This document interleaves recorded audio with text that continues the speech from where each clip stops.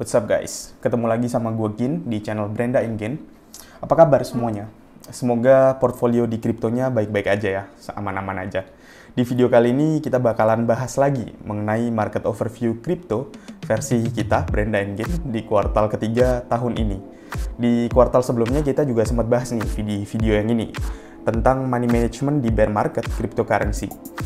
Seiring ngikutin market kripto yang sekarang, teknologi blockchain yang berkembang, kalau kita ngikutin ada NFT, ada koin-koin baru. Nah, koin-koinnya juga bahkan koin dari negara kita sendiri nih juga mulai berkeluaran, banyak yang keluar-keluar nih projectnya gitu.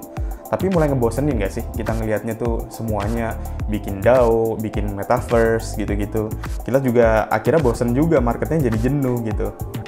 Kalau sekarang nih, sesuai dari video yang sebelumnya sempat dibahas sama Brenda, sekarang kita ada di zona 2. Wah, udah nyampe nih harganya di bawah 22.000. Waktunya beli nggak ya? Sebelumnya, jangan lupa untuk subscribe YouTube kita karena bakal diupdate rutin kalau lagi rajin. Dan jangan lupa nyalain notifikasi biar selalu update ya. Sebelum kita bahas beberapa poin di market overview kali ini, gue pengen share dikit nih mengenai pandangan soal kondisi market dari pas mulai ada COVID, sampai terjadinya COVID, dan sampai sekarang. Kita sederhanain sedikit point of view-nya. Kita mulai dari segala macam sektor usaha yang ada di dunia. Misal nih, pabrik komputer yang tadinya tuh ngalamin penjualan ya biasa-biasa aja, sesuai sama pendapatan dia setiap harinya. Terus di situasi seperti sekarang, di situasi COVID itu, dia ngalamin penjualan itu akhirnya penurunan drastis karena banyak orang yang tadinya punya daya beli, itu jadi harus mikir buat spending karena pendapatannya yang mulai berkurang. Berkurangnya tuh dari mana? Ada kemungkinan dia tuh karyawan dari misalnya perusahaan A, yang dimana perusahaan A juga ngalamin penurunan omset dari penjualan produknya dia. Jadinya, ngurangin karyawan tuh jadi strategi terdepan. Perusahaan-perusahaan ini ngadepin dua pilihan, bertahan dengan bakar uang dengan omset yang nggak nutup, atau milih bangkrut. Alhasil, kebijakan dilakuin sama negara yang ngasih pinjaman ke perusahaan-perusahaan dengan bunga supaya bisa tetap bertahan. Nah, banyak negara sampai minjem uang ke negara-negara lain. Ternyata, upaya yang dilakuin itu ternyata nggak begitu efektif. Sirkulasi perputaran uangnya tetap nggak ngerata sampai ke bawah. Kan harapannya itu misalnya negara minjemin perusahaan nih. Nah, akhirnya perusahaan itu mempertahankan semua karyawan-karyawan ini supaya karyawan-karyawannya punya power untuk spendingnya itu ke UMKM atau ke segala macam sektor usaha yang tersebar di negara kita. Nah, ternyata upaya itu nggak begitu efektif. Sampai sirkulasi perputaran uangnya itu nggak merata sampai ke UMKM, penjualan produk dari sektor-sektor usaha jadi nggak bertambah secara signifikan. Alhasil, pinjaman ini bikin kita jadi was-was sama nggak-pastian di market manapun. Baik harga pangan, investasi, dan masih banyak lagi. Hari ini ada beberapa poin yang akan gue bahas. Berawal dari kejadian Luna yang udah rame banget dibicarain. Saking gedenya dan seremnya pergerakannya. Ya, gue juga enek sih sebenarnya baca berita-berita ini di Twitter. Twitter isinya waktu itu semua gitu. Dari yang harganya tuh lebih dari $100, dalam seminggu itu bisa turun sampai di bawah $0,1. Bahkan stablecoin-nya yang namanya UST juga ikutan turun di bawah $0,1 juga. Kejadian ini tuh bikin masalah yang masalahnya itu nggak cuman sesimpel ya udah Terra Luna bangkrut gitu. Permasalahannya, holder Luna dan UST ini dipegang sama beberapa hedge fund company dan venture capital yang gede. Salah satunya itu ada Three Arrows Capital yang invest di token Luna senilai $200 juta waktu Terra Foundation tuh nge-raise $1 miliar untuk nahan nilai stablecoin-nya dia. Itu kalau nggak salah di bulan Februari. Correct me if I'm wrong. Terus ya yang selanjutnya nih, poin yang nomor 2 itu ada kejadian lagi nih. Three Arrows Capital itu akhirnya falls into liquidation after crypto crash.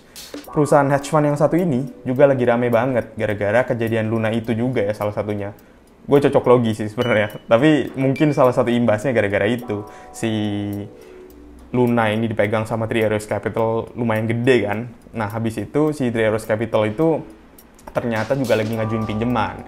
Pinjamannya itu ke perusahaan yang namanya Voyager Digital, itu senilai lebih dari $665 juta yang sama mereka tuh gagal dibayar ke si Voyager Digital.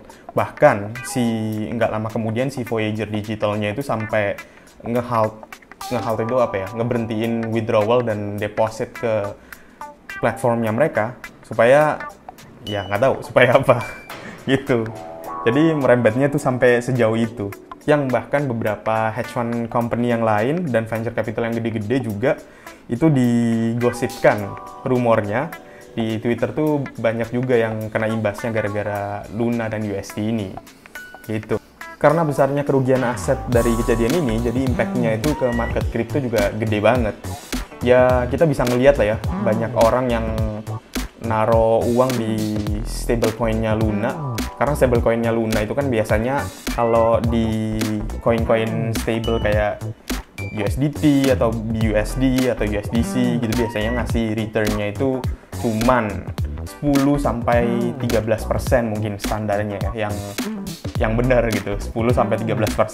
Sementara di ini sendiri, di Luna sendiri itu USD-nya itu kalau di stake bisa sampai nyentuh 22% kalau nggak salah waktu itu. Ya kayak gitu. Jadi akhirnya banyak orang-orang yang naruh uang yang dananya konservatif sifatnya, dananya itu ditaruh di USD. Nah, tiba-tiba ada kejadian ini. Yang konservatif itu kan dananya biasanya gede banget ya.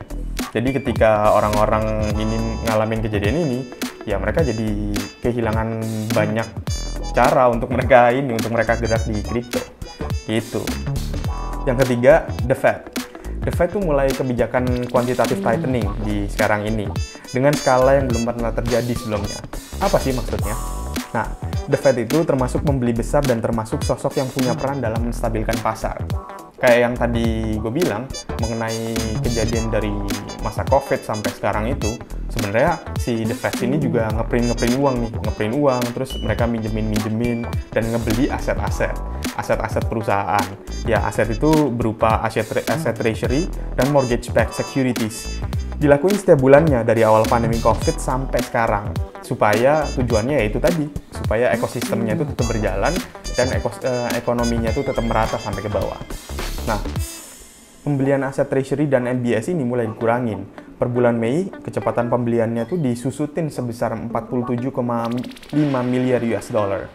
Surat utang yang dibeli sama The Fed juga dibiarin sampai periodenya habis dan nggak akan di-reinvest. Kalau dari pemahaman ini sih bisa kita bilang The Fed itu dengan ngebeli treasury dan mortgage-backed assets itu setiap bulannya ya ngejaga likuiditas di pasar ya.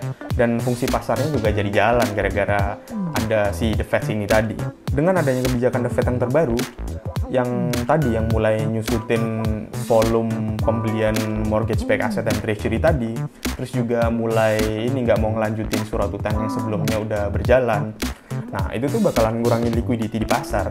Jadinya The Fed sekarang udah nggak support lagi lah istilahnya.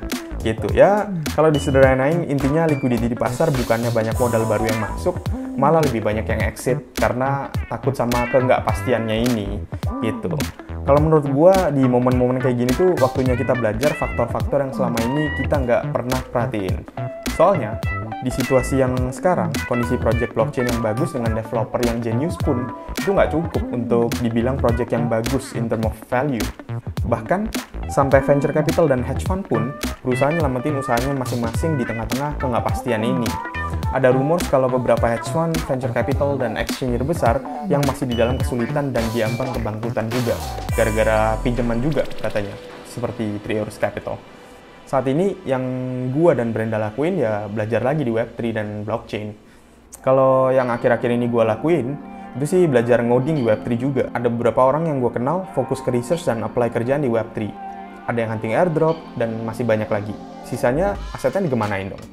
Diversifikasi gue sekarang ini lebih ke 80% stablecoin, detailnya ada di sini, dan 20% non-stable, spot asset tentunya.